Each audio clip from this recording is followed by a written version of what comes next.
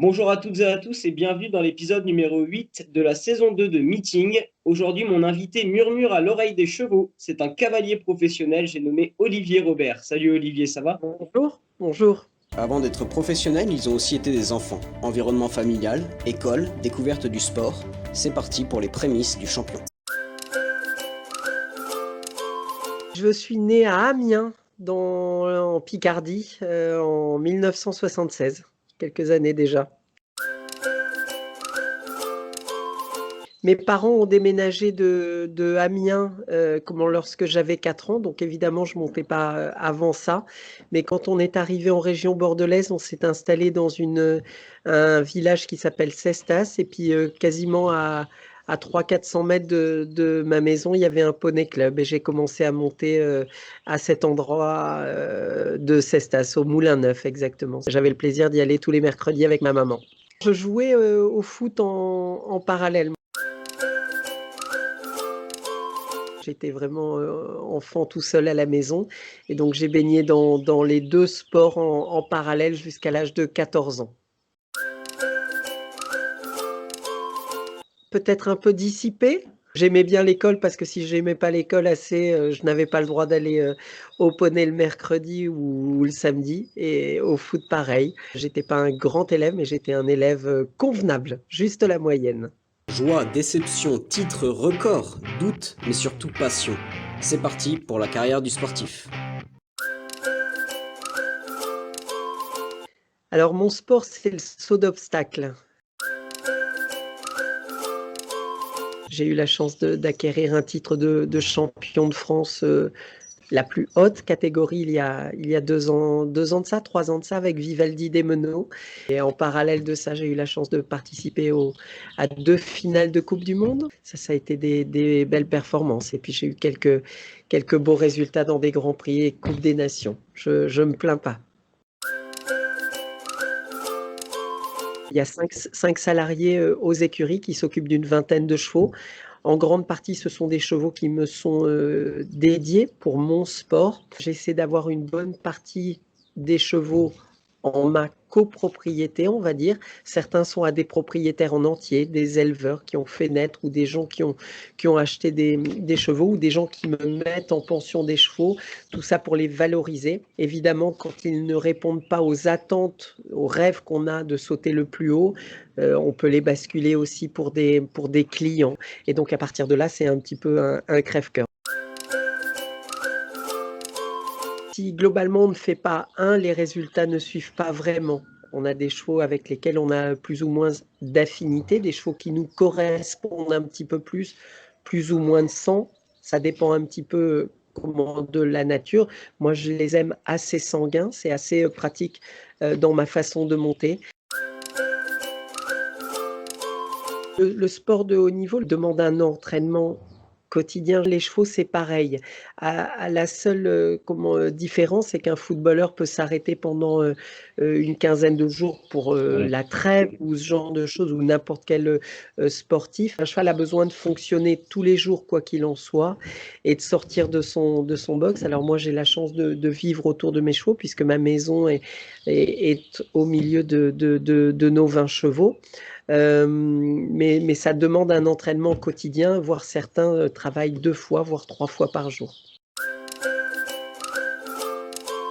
Très sincèrement, celui qui n'a pas une forme physique optimale pour faire du haut niveau, aucune chance. C'est un sport qu'on peut faire jusqu'à 60, 65 ans, donc ça nous oblige à garder un entraînement physique en parallèle assez important, ça, il y a pas de doute. S'il y a un moment individuel que je dois me souvenir, c'est vraiment cette 4e place dans la Coupe du monde de Göteborg. Ça, c'était particulier, un soulagement pour une première qualification pour une finale Coupe du monde avec ma jument de cœur. Ça, c'était un grand moment. On s'apprêtait à sauter une grosse compétition, c'était la finale du Global Champions Tour à Prague. Mon cheval s'est blessé sur un obstacle totalement anodin. On a eu une blessure assez grave, et mon cheval est rentré à la maison correctement, mais pour sortir de la piste, il a dû sortir et rentrer aux écuries dans une ambulance. Ça, c'est à n'en pas douter le pire moment de ma carrière. Ce sport, finalement, effectivement, on le passe beaucoup moins à la télévision que certains autres. Alors, je vous invite vraiment à regarder quand il y a une possibilité, un championnat du monde ou une belle étape Coupe du Monde ou le CSIO de la Bols, qui est l'équivalent de Roland Garros. Ils passeront un grand moment à n'en pas douter. J'ai réussi à créer un pool de chevaux qui me fait rêver et qui me permet de rêver aux Jeux Olympiques de Paris et de Los Angeles. Maintenant, évidemment, à court terme, c'est une année un petit peu étonnante puisque les Jeux Olympiques ont été déplacés à cette année. J'ai la chance de faire partie des cavaliers dans la liste éventuelle pour les Jeux Olympiques. On est 7 ou 8, seulement 4 partiront. Une année palpitante pour nous et mon équipe qui se met en lumière devant nous.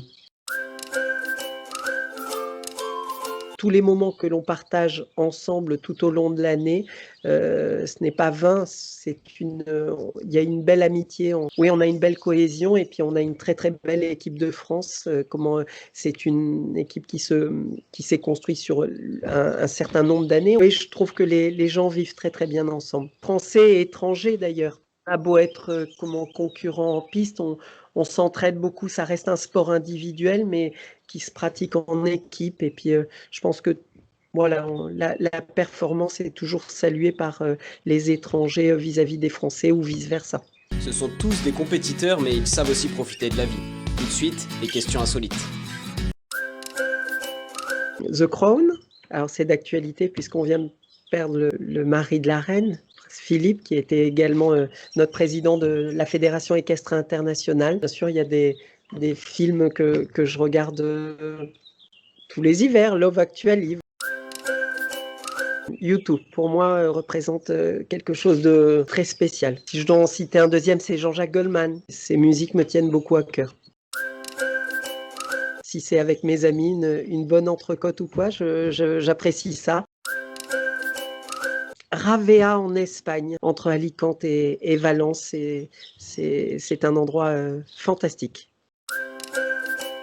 Je suis les Girondins de Bordeaux comme mon club de football de cœur depuis que je suis gosse.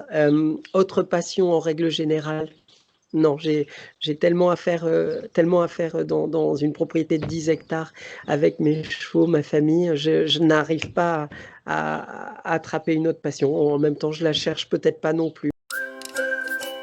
C'est la famille Whittaker. Oui, ça c'est une famille incroyable dans l'équitation. C'est une famille qui a eu, je crois, 22 ou 24 cavaliers internationaux.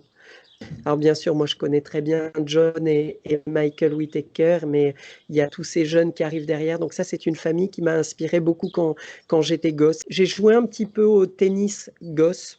Alors je ne sais pas si c'est la raison, oui ou non, mais en tout cas, à n'en pas douter, Roger Federer, sa carrière extraordinaire, son hygiène de vie, la famille qu'il a autour de lui est pour moi un des plus beaux exemples de sportifs de tous les temps.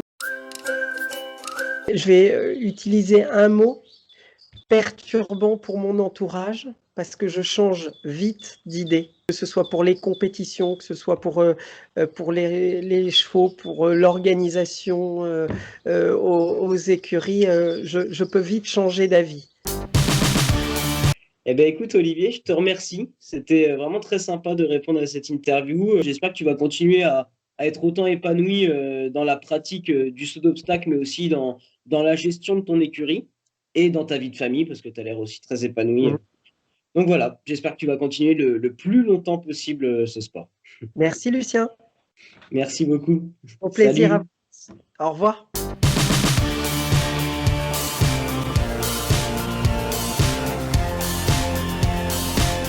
T'as aimé cette vidéo? Alors abonne-toi à ma chaîne. Juste ici, tu pourras retrouver toutes mes vidéos que j'ai faites avec plein de sportifs différents, plein de sports différents. Donc allez, c'est parti, clique ici.